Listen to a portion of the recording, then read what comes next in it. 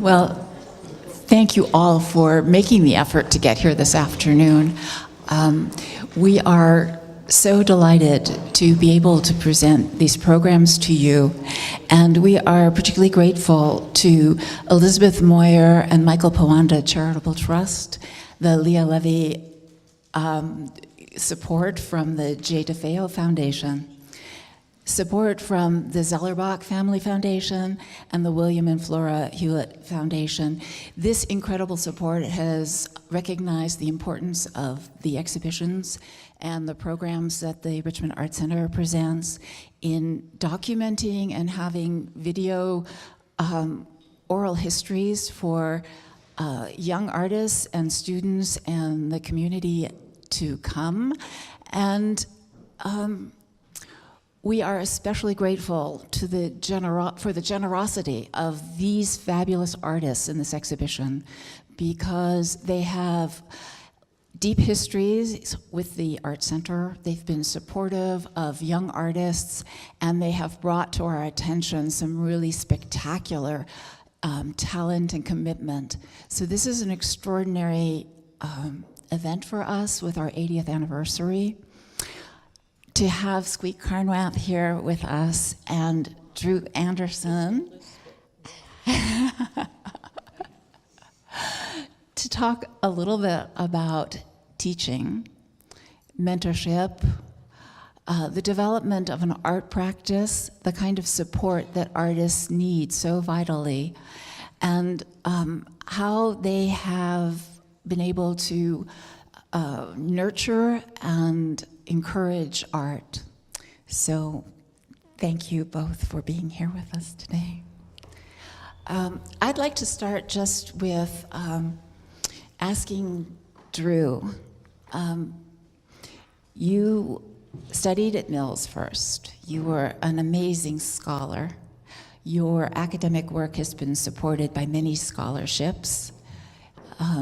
You've been exhibiting your work. Could you tell us a little bit about how you made the decision to choose the MFA program you did, how you came to Berkeley, and how you came to Squeak? She got stuck with me. Well, I went back to school. I'm a resumer. I went back to school after many years, and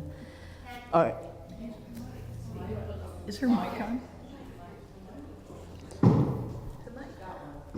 Can you hear us here? Hello? Yes, the mic. Can you hear me? No. Okay. I'm a resumer. I went back to school after many years. Art has been something that's been part of my life, always. And another instructor actually introduced me to Squeak's work, and I found myself crying in front of it.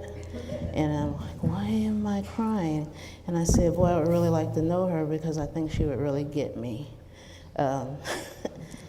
And she did. Although she had retired, I thought that maybe if I asked nicely, she might come back out of retirement and work with me while I was at Berkeley. And she graciously accepted, and she's been more than just a mentor. A mentor, I believe, is somebody that you can ask questions, they can give you a little guidance, and maybe be a shoulder to cry on, but she's been more of what you would call a champion, because she puts herself out there. She supports me through stormy events, and she offers her wisdom and her time, and as you can see, she's always on the go, and her time is very valuable, yet she has been there for me and is very important to me, especially her being a woman, because men have received this type of support for hundreds of years, but women don't usually do that for one another. And it's especially important for me, having gone through some difficult times in my life as a woman. And she's someone who has opened up doors and networks for me and speaks in my behalf when I'm not there, and took a risk on me, and I am hoping that I can return that to her by being an excellent worker. My father instilled in me the importance of working very hard and not procrastinating. And I would ask him sometimes, because he always got up at 4 a.m. and started doing things like, can't we do that tomorrow? He says, tomorrow's not promised to you. And I found that to be more true as I get older, that you don't know how much time you have, and that's what my current work, 5 years, is about. You just don't know how much time you have, and it's important to use it wisely and be your best, the best person that you can be. And she does something that helps women, because women are behind in getting salaries and promotions, and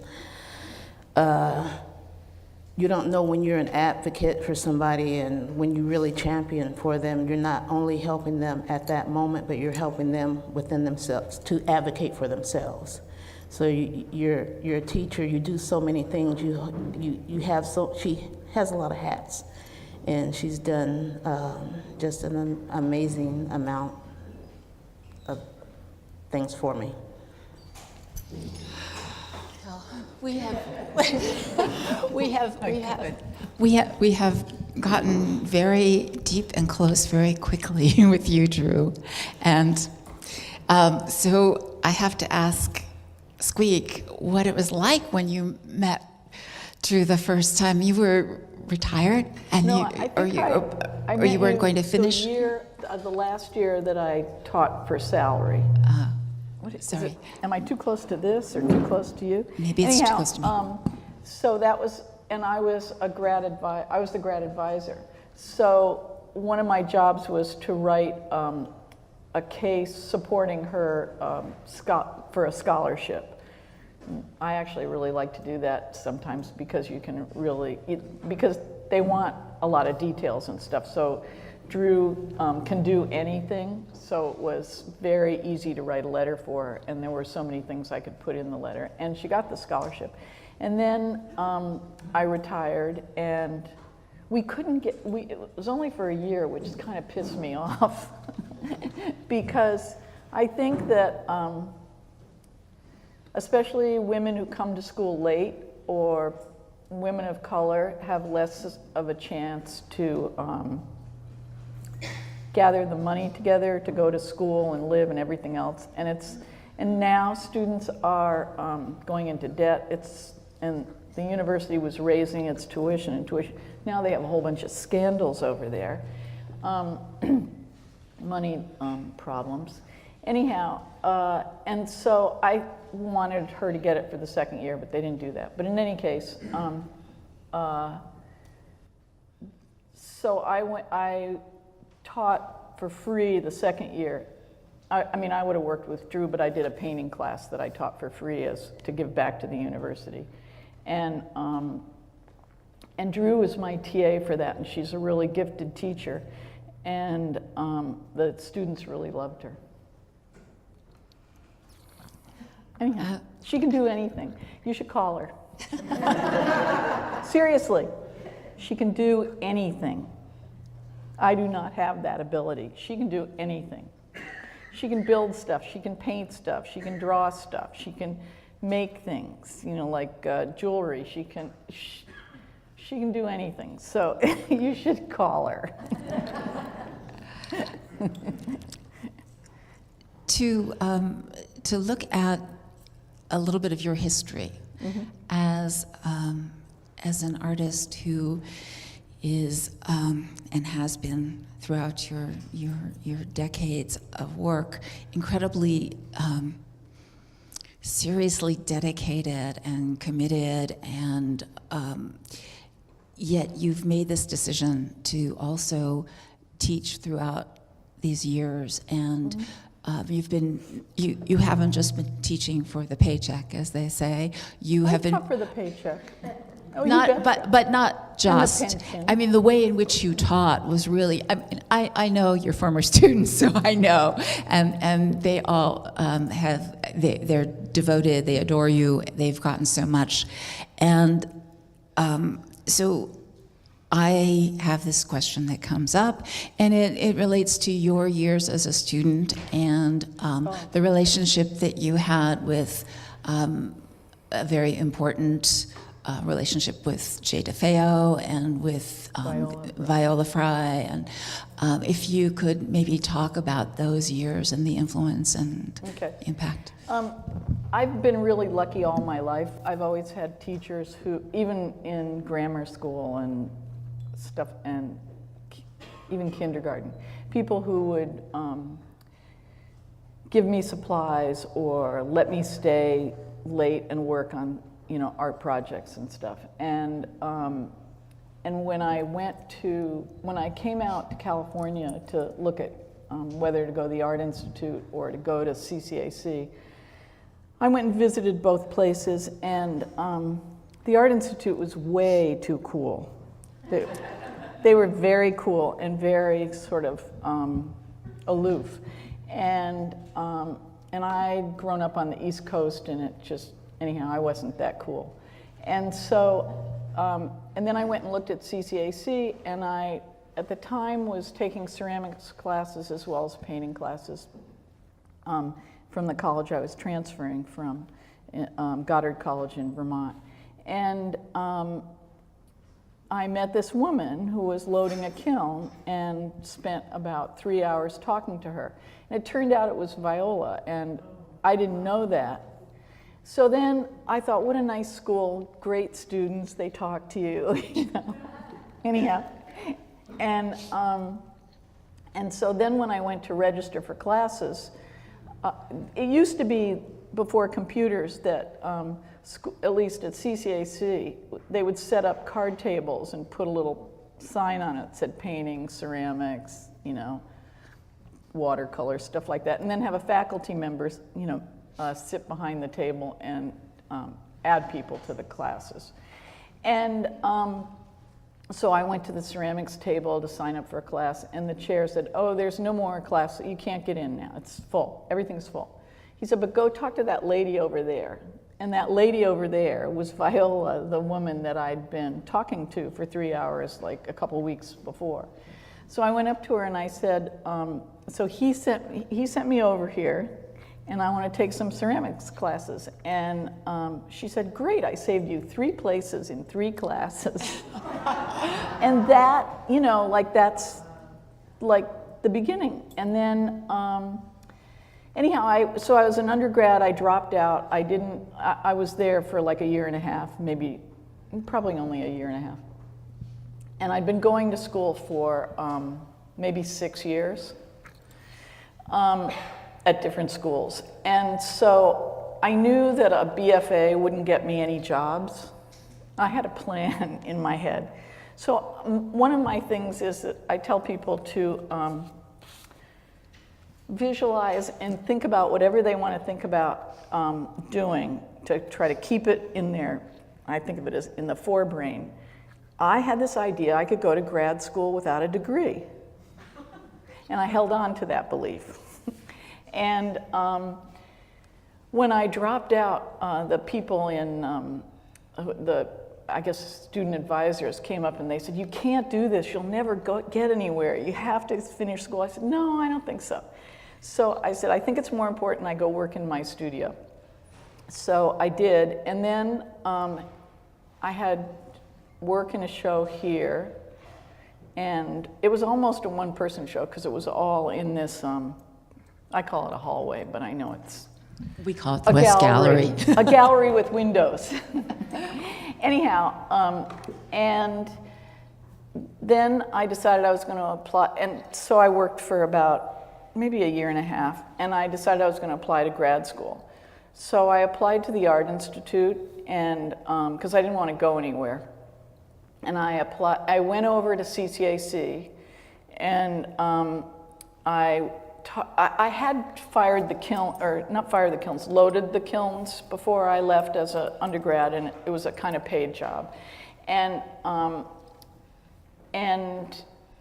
I was worried that, you know, like maybe Viola wouldn't let me in because I left the job and blah, blah, blah. Anyhow, so I went and I talked to her and I said, so I don't want to waste my $25. What does it cost now, $100 to apply or something outrageous? Anyhow, and I said, but I do want to apply, only if you're going to let me in.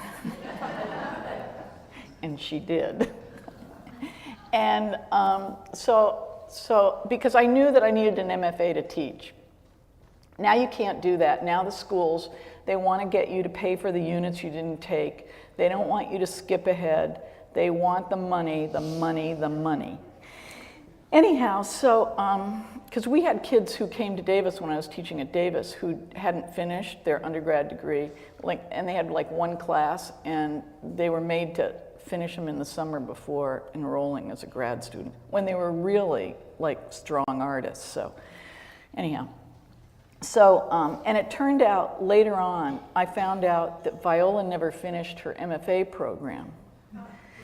And I found out after she died, because she and I started a foundation called the Artist Legacy Foundation, which all her work, her artwork went into it, and it handles basically what was her estate. And it's a foundation set up to promote the work of the legacy artists, the artists who leave their work to the foundation, and to steward the work, and also for artists who want to be philanthropic, who want to give back. So it's two-pronged. One, it takes care of the work and educates people about it and stuff. And then the other thing it does is we give money away. So any artist who joins or the board approves is also interested in philanthropy. So, and I did this with no money. I traded a painting to set up the foundation. So you don't have to have stuff to do this. And then, anyhow, so where was I? I got sidetracked. You were talking about Viola and... So anyhow, after Viola died, we were trying to figure out, you know, she had a book coming out and a show that was going to travel, and we were trying to do research to make sure that all the facts were correct. And so my husband called up Tulane, where she went to grad school, and he said, could we have the transcripts? You know, we want to put them in her, with the archives and stuff. And they said, well, she never graduated. So I believe that's why Viola let me into school without the undergrad degree. Anyhow, and I only went to grad school. I went to grad school for two reasons. One, I wanted to change. I wanted to do more than just make some, you know, like what I call fill in the colors. I wanted to not know what I was doing, and I wanted to live on that sort of precipice of not knowing so that I could discover things. And I felt that school would be a safe place to do that. So, so I worked with Viola in grad school, Jay DeFeo, and Dennis Leon, and they were all fabulous teachers in really different ways. Viola, it turned out that she had had a brainstem stroke sometime before her other strokes that none of us knew about. And I think it must have happened sometime before grad school, before I went to grad school, because she became she had very short sentences and not very clear to most people. But she would sort of grunt and point and go, you know, on the thing, on the thing, on the thing, on the thing, on the thing, like this. And that was fine with me. It made sense to me in some weird way. And then Jay was somebody who had similar, how can I put this? Family goals as me. I didn't want one. And I didn't want to have to take care of somebody small. So, so she was similar in that, and also she was just really naturally supportive. She was really great. And then Dennis Leon was somebody who was a really gifted teacher in that he could, was if he could occupy your body without displacing any part of your body. So he became part of your body and could talk about your work almost in hindsight with, you know, the knowledge that hindsight gives you. It was at his own expense, though. I mean, he gave a lot as a teacher. I don't do that. I'm too selfish. I feel like as a teacher that I had to be really disciplined and save time for myself and time for school. School was a job in a way, so that was in one compartment, and my studio was where I could do anything I wanted. And I had all the freedom to do what I wanted to do in my studio. And I think that's kind of enough. But one thing I will say, one of the things that I believe teaching is about is not teaching necessarily how to do something, although I think that's important, but it's more to teach how to be courageous and to try to do the things that you think you can't do and the things that you've been told you can't do and the things you want to do, even though you have some, like I call it like a little parrot on my shoulder, and you go, get the fuck out of here, get off here, you know? And so that was really my guiding thing for being a teacher, was to try to get people to take risks instead of be safe. When I think about Drew's work and I think about your work, and I think of how intimate the work is and how exposed you both stand as individuals. I have something to say about Okay. Here's, for any of you artists out there, because we're never exposed. That's why we can do anything we want in our work. We can tell as much of the truth as we want to. The thing that happens is that viewers, the viewer, beholder, the person who looks at the work, brings to that experience something that we'll never know. You know, they're in their own bodies, their own lives, and they always see something of themselves in the work. And so therefore, you never are at risk for revealing something you don't want to reveal, because nobody's going to get it. I mean, they think they do, but they don't really, because they don't live in Drew's body, they don't live in mine, or any other, you know, like an artist they're a complete entity.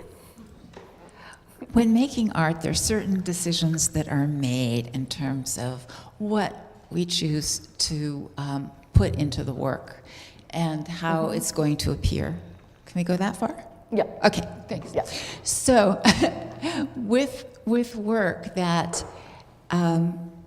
deals with, and Drew has spoken of dreams and experiences, family, your ideas about things.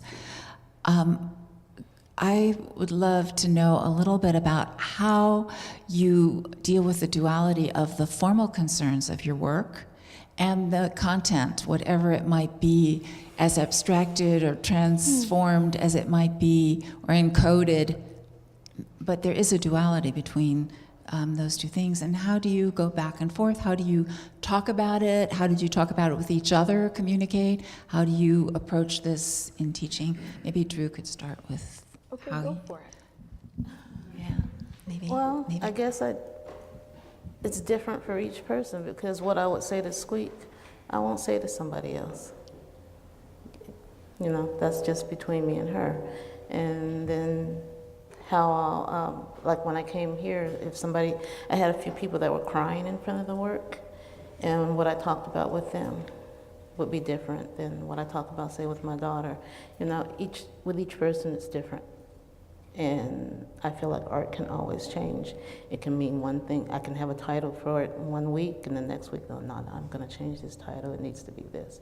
So it's constantly changing and evolving, ebbing and flowing, so.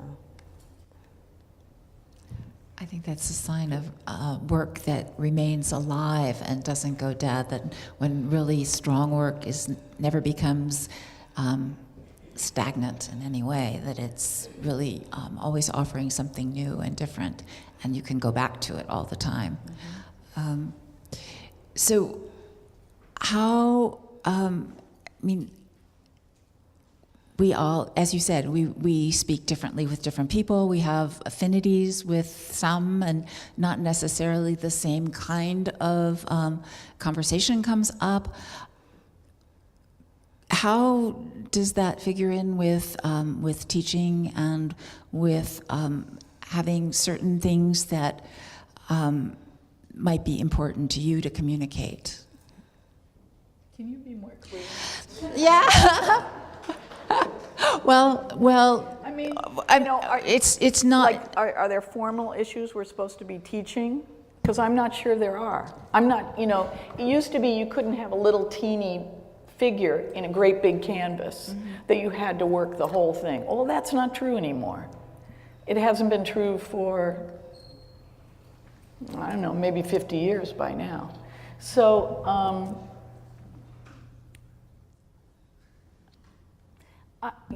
I think it's about working on the work. And like Malcolm Gladwell says, you get 10,000 hours in or more. I've been painting since I was in kindergarten, oil paintings since I was in the 5th grade. So I've got my 10,000 hours plus. Then, and it's it's where I'm totally safe. It's where I can do anything. I can make my own world, and I look at everything. I look at all kinds of stuff, and I think the more that you immerse yourself in the study of what you're doing as an artist, and also what other artists do, you start to embrace those things that you're looking at. The more you look at things, and you pick things out that you really like, things you want to steal, things you want to use, and now aspects in the work that you want to emulate, and you get to be a better artist by doing those things. If people don't go look at what other people are doing, they have no idea what's going on there, and they're in a void.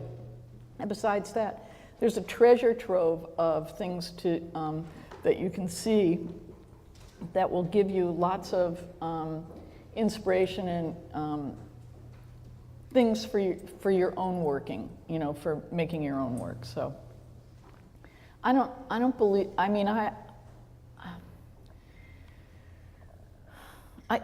been doing it so long that the formal stuff, to me, it's just a balance of where I want things to be.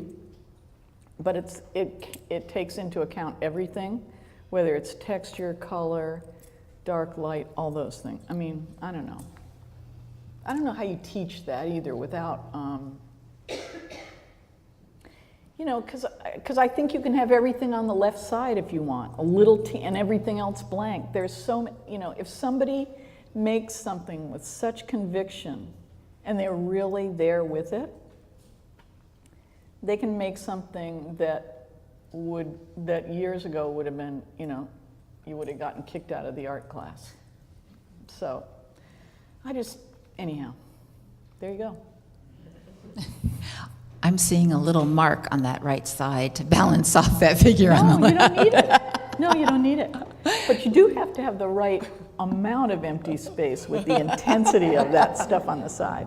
But, the more you look at stuff, the more your body will take it in, so that when you're working, I think, that you'll feel that this thing is right and that thing is right. And there's no formula, by the way. Thank God. Yeah. There were formulas for a long time, very concise formulas. And I think if we separate the skills, that kind of formula, and we talk about the other things, as you were saying, that actually, when brought together, are an education. I'd like to ask Drew, what were some of the things that you got from Squeak when you were, no, some of those other kinds of things that you were able to get from your association with her and your. Because I don't have what you would say really that formal training. I just saw things and tried to copy, emulate, whatever it was, to do what I wanted to do with it. I didn't know that there were formulas. I didn't start actually learning things about that until I started at Mills and being introduced to other artists and reading about them. And so I basically worked off of my emotions. And since I kept the diary, I would look back at things and be like, well, what were you thinking that day? But since I had a diary, I could go back and, oh, it was this happened, that happened.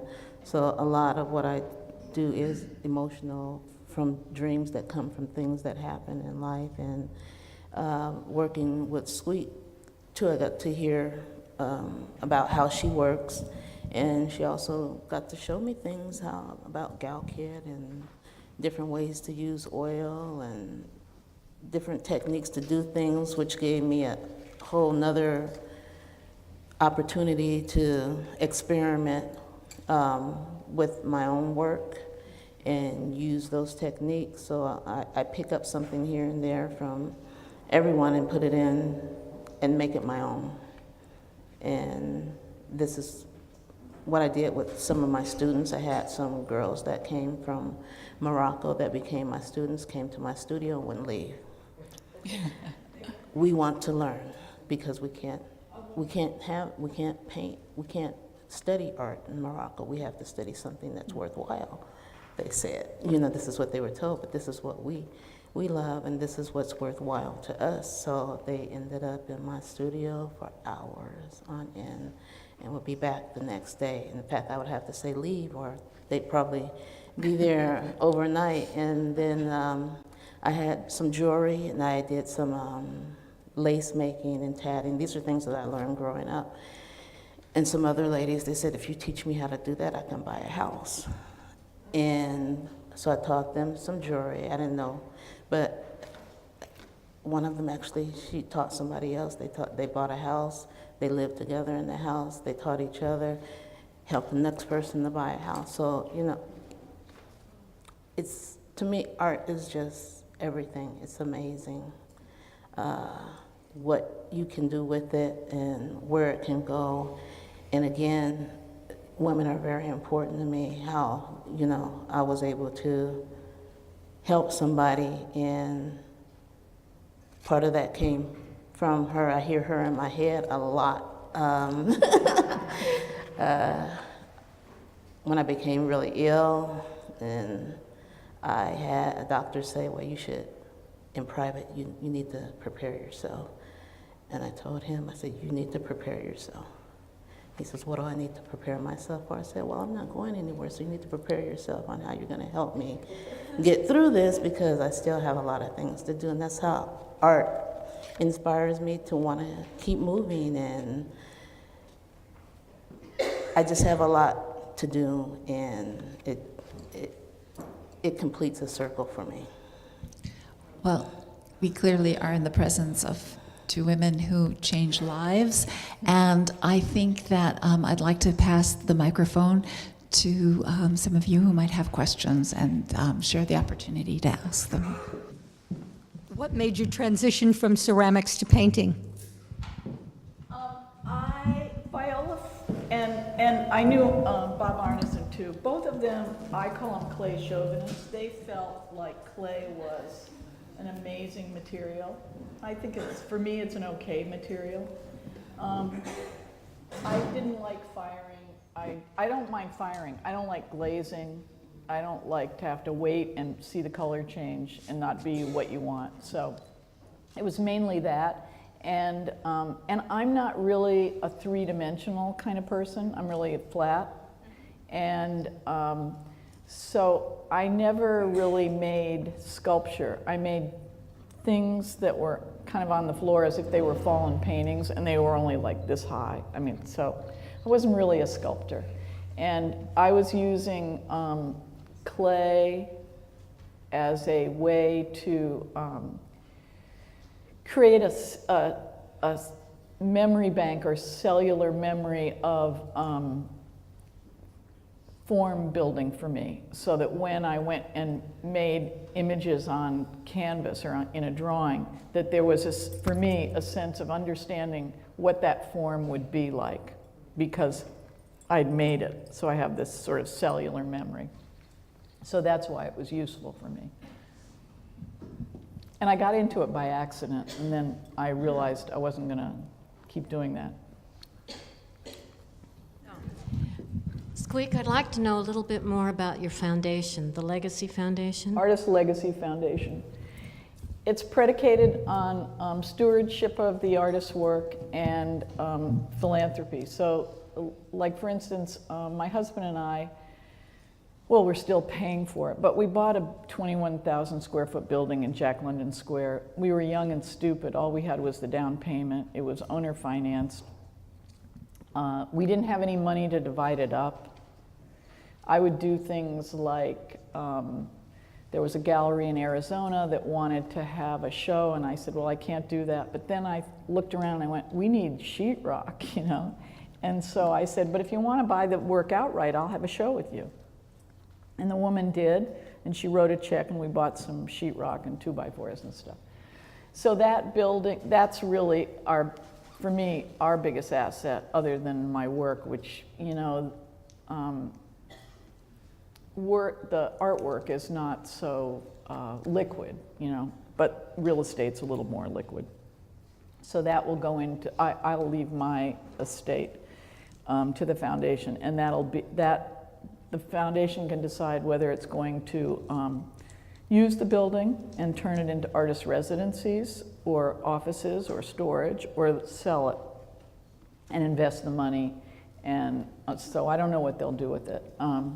Anyhow, so I wanted to give back to artists. I think there's not enough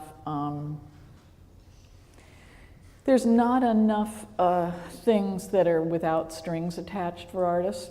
So we, right now, can only afford to give $25,000 a year away to an artist, unsolicited. They get nominated.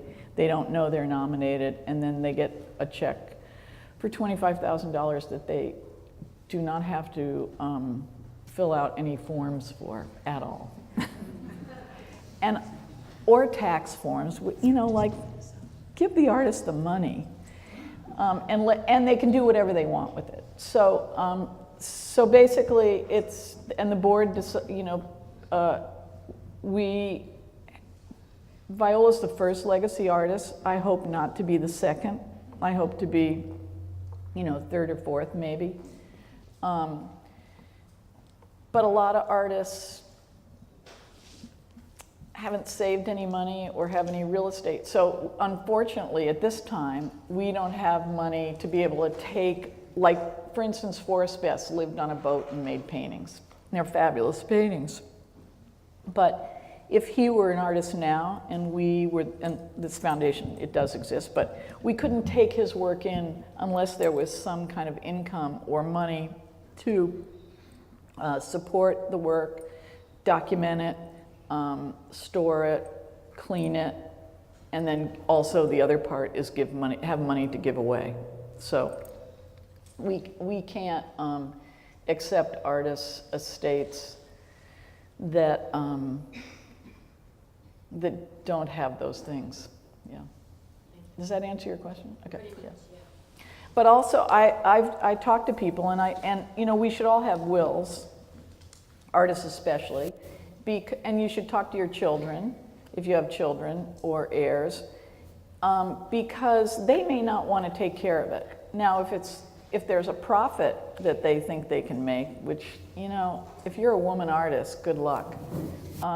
It'll take a while for that to happen, I think. I mean, you know, so then there's a lot of care and feeding of the artwork, taking care of it, and it's sort of like being an advocate after you're gone, and it is, and it takes a lot of energy. It's like having, You know, if galleries were like the Convilers were, where they promoted the art and they promoted the artists and stuff, that'd be one thing. Galleries don't do that in quite the same way anymore, and they have more than, you know, they have a lot of artists to work with. So when an artist dies, their work needs to be cataloged, taken care of, and somebody needs to go and talk to other people to show them that this work exists and stuff like that. It's a big job. So talk to them, but you can trade and you can set up things, like Jada Feo set up a trust. She left $60,000 in it. And the first thing she wanted to have happen was she wanted Mills students to get money after she died. There was a grad award, and Lia Levy, who runs the Jada Feo Foundation, has built that up, but it's taken over 20 years. Like, you know, San Francisco MoMA didn't want the Rose, even though it was done here. The Whitney did. I mean, they stepped up and they paid for it and paid to move it and fix it and everything, and put money into what's now the Jada Feo Foundation. So you could set up a trust, and that can turn into something else. But you need to have people in line who want to be your advocates, who really care about the work like you do, and who want to be the work's handmaidens, basically. Thank you. We have one last question over here.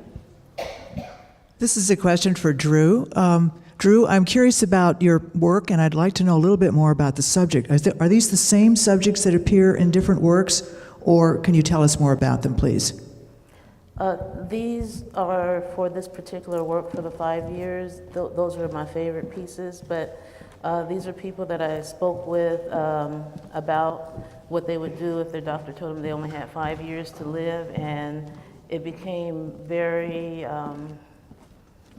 it was just a few people at first, and it became a few hundred people that when I just asked the first question, what would you do? And then I heard the person, well, I was actually given 18 months, and it went on. My child had only 18 months. My mom was given 5 years. I was given 2 years.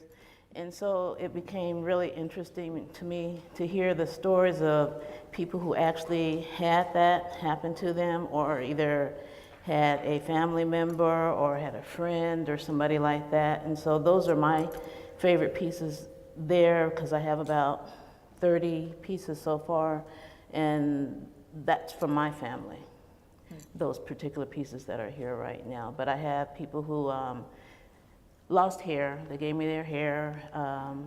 They gave me pills. I talked with some Native Americans, which was really interesting, that are having a struggle with being taught to use the earth as medication, and then struggling with using Western medication and how they feel about that. So I did some pieces for them.